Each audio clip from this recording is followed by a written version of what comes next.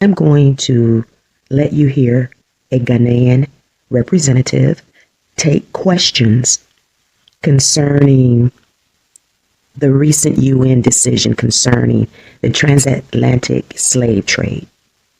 Um, it's interesting to me that the African Union, that African nations are trying to claim the transatlantic slave trade. It just, to me, it seems like their grievance would be colonialism to me.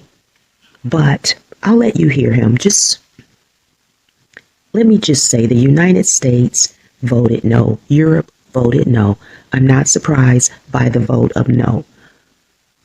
The United States has said that there's not been enough notice for negotiations. And then, according to my understanding, the United States wanted to know who exactly the reparations are going to go to. Now, I do not believe that the Caribbean or any African nation would share with ethnic Black Americans. I just don't believe that they would, based on the behavior of some of their people, right?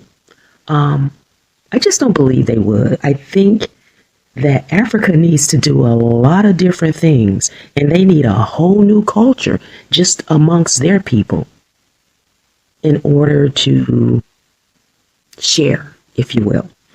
People will complain and complain about the West, and I understand it. I, as someone who descends from people that were enslaved right here in the United States, chattel slavery, of course I understand how horribly our people were treated, right? And not just slavery. There is a whole chain link of things that happened, and there was a reason for the marches in 1964 to fight for civil rights, right? So the target entities are primarily European nations and the United States. The target wrong is the transatlantic slave trade and the trafficking of enslaved Africans. The actionable goal is the UN resolution led by Ghana calls for reparative justice, which includes formal apologies, restitution of cultural artifacts, and monetary compensation for development, education, and skills training. The objective: to achieve justice for victims, facilitate economic reparation, and support development funds for African nations. Now, I want you to listen to what this man said. He was asked about the no votes and who exactly would be repaired. And,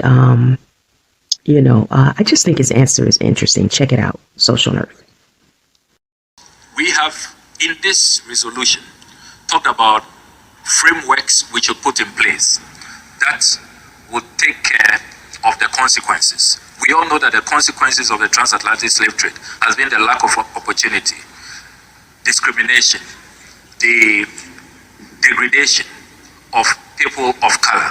So we have said, let's have frameworks that will serve as endowment funds to support education, to support empowerment, to support skills training, capital for entrepreneurs, and all of that. And we have made clear that African leaders or Caribbean leaders are not looking for money. It goes against our conscience to seek to profit from this. We don't want any payments made to us directly. We are talking about courses to deal with the structural inequalities. And we are also talking about the return of artifacts to the continent. It's all in the resolution. There are thousands of artifacts from Egypt all the way to the Ashanti Kingdom in Ghana. Those artifacts should not be returned on piecemeal as and when those who are in custody of those artifacts are in a good mood. So we have outlined what must be done and to whom these redress should be addressed to. So again, it is totally wrong for a claim to be made that there is no clarity about who benefits from reparatory justice.